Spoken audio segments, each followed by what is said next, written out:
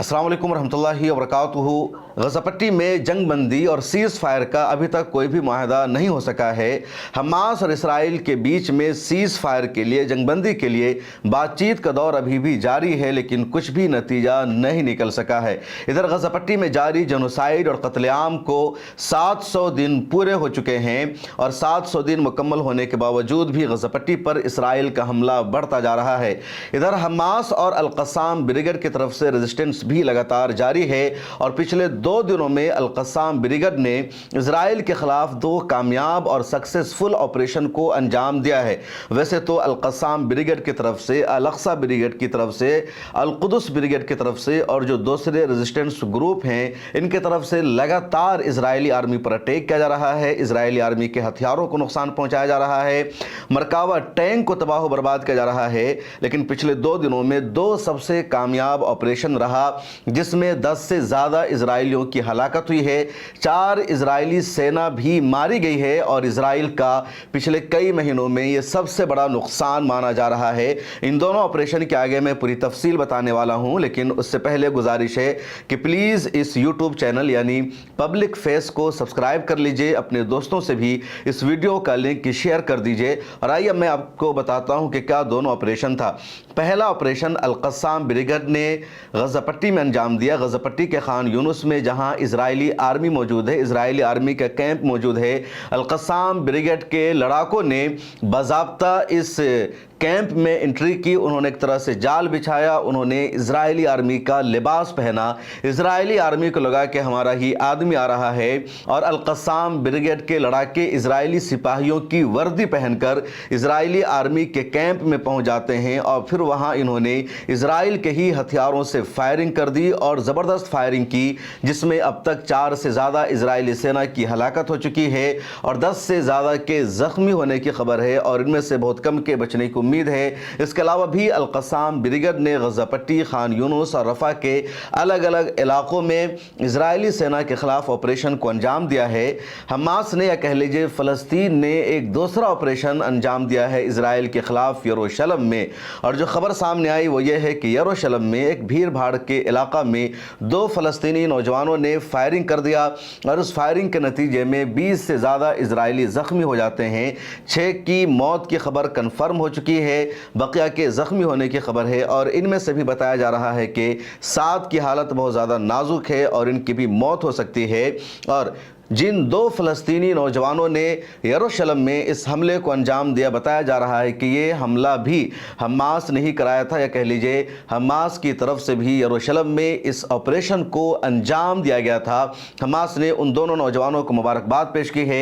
इसके अलावा जितने रेजिस्टेंस ग्रुप मौजूद हैं गज़ा पट्टी में, उन सब ने यरूशलेम में होने वाले इस वाक़या को सराहा है, इसका खैर मकदम किया है, क्योंकि इसको रेजिस्टेंस का हिस्सा बताया जा रहा है।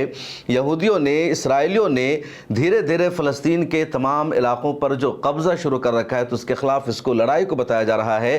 ख़ासतौर पर रामोत के जिस इलाके में ये हमला हुआ है, पूरा का पूरा इलाका यहूदी सेटलर को बसाया जा रहा है। वहाँ लगातार नए नए यहूदियों को बुलाया जा रहा है, उनका घर बनाया जा रहा है। तो उस इलाके में हमला हुआ है। उस हमला का जो विजुअल है आप स्क्रीन पर देख सकते हैं कि गाड़ियाँ चल रही है, बसें रोड पर मौजूद है और अचानक फायरिंग की आवाज़ आती है, फिर हंगामा बढ़पा हो जाता है, हरकम मच जाता है, सब लोग इधर उधर भागने की कोशिश करते हैं। बहुत सारे लोगों ने इस हमला की मजम्मत की और कहा कि फ़लस्तीनियों की तरफ से, फ़लस्तीनी नौजवानों की तरफ से आम सिविलियन को, आम शहरियों को यरूशलेम में निशाना बनाया गया, उन्हें टारगेट किया गया। ऐसा नहीं होना चाहिए था, इजरायली आर्मी को निशाना बनाया जाना चाहिए था। लेकिन ऐसे तमाम इंसानियत के अलमबरदारों से मेरा सवाल है, गज़ा पट्टी में पिछले 23 महीना से इसराइल किस पर हमला कर रहा है, इसराइल किन को मार रहा है? गज़ा पट्टी में 63,000 लोगों की शहादत हो चुकी है और जिन 63,000 लोगों की गज़ा पट्टी में हलाकत हुई है वो सब के सब आम शहरी हैं, आम सिविलियंस हैं। उनमें 20,000 से ज़ायद मासूम बच्चे शामिल हैं। इतनी ही तादाद वहाँ औरतों की है, यानी जितने लोगों की हलाकत हुई है गज़ा पट्टी में, उनमें 70% तादाद बच्चों की और औरतों की है। तमाम मस्जिदों को डेमोलिश खारिज कर दिया गया, तमाम हस्पतालों पर हमला हुआ, और एक बार नहीं बल्कि बार बार हस्पतालों पर हमला हुआ। इमदादी सामान के काउंटर पर हमला होता है, कोई इमदादी सामान लेने आता है, वहाँ इसराइल हमला करता है, तब दुनिया की गैरत क्यों नहीं जागती, तब इनका ज़मीर क्यों नहीं जागता। BBC, CNN और दुनिया के बड़े बड़े मीडिया हाउसेज ने और कुछ इंडिया के न्यूज़ पोर्टल ने भी, इंडिया के टीवी चैनलों और मीडिया हाउसेज ने भी यरूशलेम के इस वाक़या को दहशतगर्दाना हमला करार दिया। अफसोस है ऐसी रिपोर्टिंग पर, ऐसे मीडिया पर यही लोग इसराइल के गज़ा पट्टी में होने वाले हमला को दहशतगर्दाना हमला नहीं लिखते, उसको जेनोसाइड नहीं लिखते, उसको कत्ले आम नहीं लिखते। और आज यरूशलेम में हमला हुआ, यहूदी मारे गए, इसराइली शहरी मारे गए, तो उसको दहशतगर्दाना हमला बताया जा रहा है, जो सबसे ज़्यादा शर्म की बात है।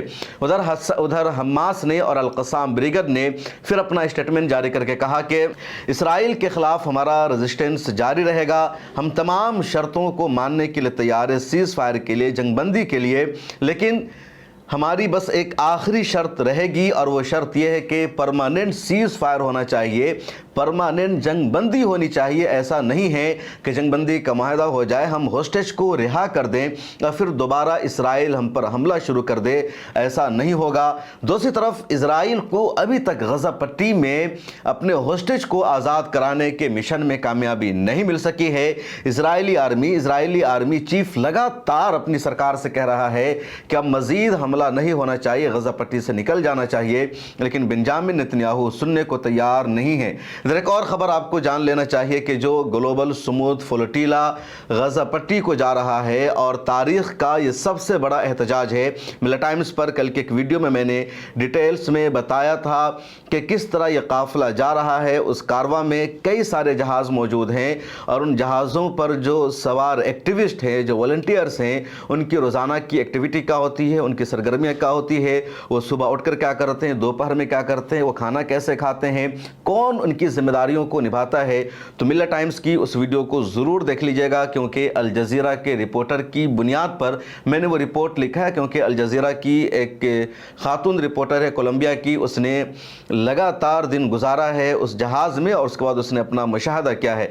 बहरहाल ये जो कारवा ट्यूनिस पहुंच गया था और ट्यूनिस से रवाना हो चुका, और जैसे ही ट्यूनिस से कारवा रवाना होता है, पुर्तगीज़ के पानी के इलाके में, समंदर के इलाके में एक इसराइली ड्रोन ने इस जहाज़ पर हमला कर दिया। उनके कई सारे जहाज़ थे, उनमें से एक जहाज़ पर हमला हुआ।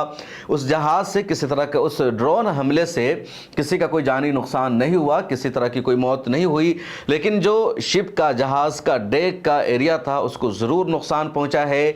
और ग्लोबल सुमूद फ्लोटिला ने इस हमले की शदीद मजम्मत की है। ये ड्रोन अटैक भी पुर्तगीज़ के पानी में हुआ है, पुर्तगीज़ के इलाके में हुआ और दुनिया के कई देशों ने इसकी मजम्मत की है। इसराइल ने इससे पहले भी 2 जहाज़ों पर हमला किया जो गज़ा पट्टी जा रहा था, और अब ये पूरी दुनिया से जाने वाला जहाज़ है। दुनिया के 44 ममालिक के शहरी इस कारवा का हिस्सा है, 10 जहाज़ इस कारवा का हिस्सा है। और वो खूबसूरत मंजर, उसकी खूबसूरत वीडियो आप देखेंगे तो आपकी आंखों में आंसू आ जाएंगे कि किस तरह यूरोप के शहरी, अफ्रीका के शहरी फ़लस्तीन की हिमायत में जा रहे हैं, सारी कुर्बानियाँ दे रहे हैं, अपने ऐशो आराम को तर्क करके वो समंदर में पानी की लहरों में थपेड़े खाते हुए जा रहे हैं। सोने के लिए उनके पास आरामदेह बिस्तर भी नहीं है। और गैरत आनी चाहिए अरब देशों को, मुस्लिम हुक्मरानों को, कि आखिर वो क्या कर रहे हैं। बहरहाल ये कारवा अगले 1 हफ्ते में पहुंच जाएगा, लेकिन इस पर हमला हुआ और इस हमले की ग्लोबल सुमूद फ्लोटिला ने शदीद मजम्मत की है, बाज़ाब्ता स्टेटमेंट भी जारी किया है। इधर यमन के हौसियों का भी इसराइल पर हमला जारी है, और हौसियों का जो ताज़ा हमला इसराइल पर हुआ है ड्रोन और बैलिस्टिक मिसाइल से, उसने इसराइल को भारी नुकसान पहुंचाया है। इसराइल का एयर स्पेस बंद हो गया और फ्लाइट की जितनी एक्टिविटीज़ थी, जितनी सर्विसेज थी, उन तमाम को बंद करना पड़ा इसराइल को। अगली वीडियो में मैं उसकी पूरी तफसील बताऊंगा। फिलहाल इतना ही। आगे आपसे गुजारिश है, पब्लिक फेस के इस यूट्यूब चैनल को सब्सक्राइब कर लीजिए, ज़्यादा से ज़्यादा इस वीडियो का लिंक शेयर कीजिए व्हाट्सएप पर और तमाम सोशल मीडिया प्लेटफॉर्म पर। फिर मुलाकात होगी, अपना ख्याल रखिए।